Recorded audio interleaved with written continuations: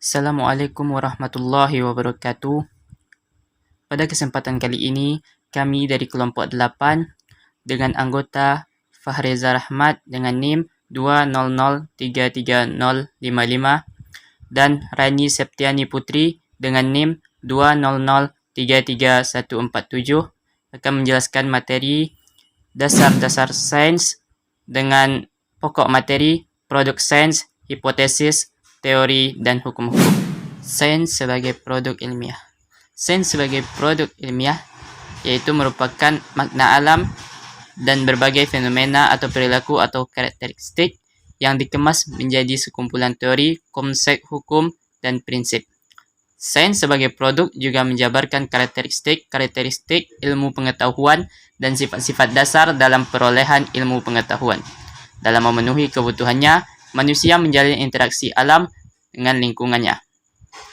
IPA berkaitan dengan cara mencari tahu tentang alam secara sistematis, sehingga IPA bukan hanya penguasaan kumpulan-kumpulan pengetahuan yang berupa fakta-fakta, konsep-konsep, atau prinsip-prinsip saja, tetapi juga merupakan suatu proses penemuan.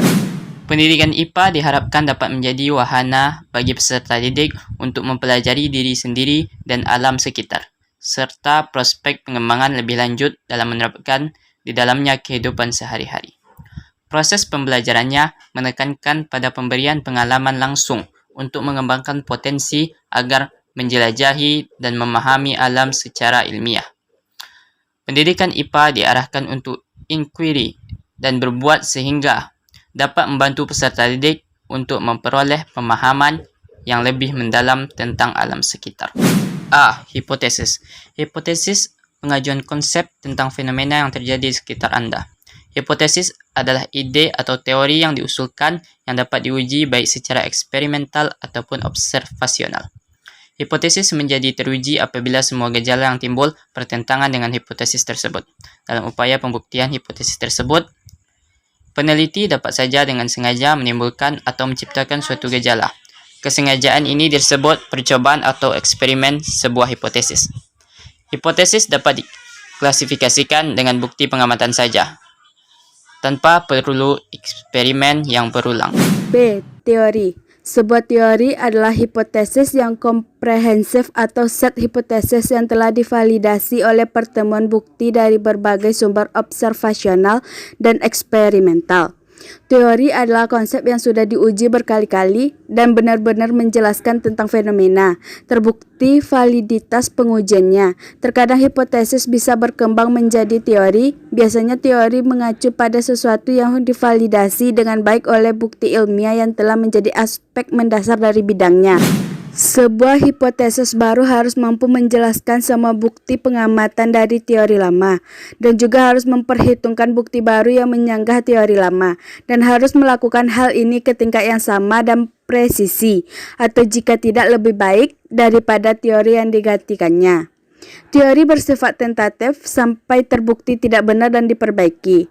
Kerlinger 1973 berpendapat jika teori adalah seperangkat pengertian konsepsi, definisi, dan proporsi yang saling berkaitan yang menyajikan suatu pandangan yang sistematis dari berbagai fenomena dengan mengungkapkan adanya hubungan yang spesifik antara variabel dengan tujuan untuk menjelaskan dan meramal fenomena-fenomena tersebut. Dalam teori memiliki 3 fungsi, yaitu menjelaskan berupa suatu hukum, suatu gejala, dan bisa berupa hubungan dengan berbagai gejala alam lainnya. C. Hukum-hukum. Hukum adalah cara manusia menamakan fenomena yang terjadi di sekitar kita namun belum menjelaskan secara detail mengenai apa saja yang menyebabkan fenomena tersebut. Hukum ilmiah adalah relasi empiris yang dapat diringkas dalam cara yang singkat baik secara lisan ataupun matematis, dan telah divalidasi oleh eksperimen, seperti hukum Newton tentang gerak. Baik, dengan ini kami akhiri presentasi kami. Mohon maaf atas segala kekurangan. Assalamualaikum warahmatullahi wabarakatuh.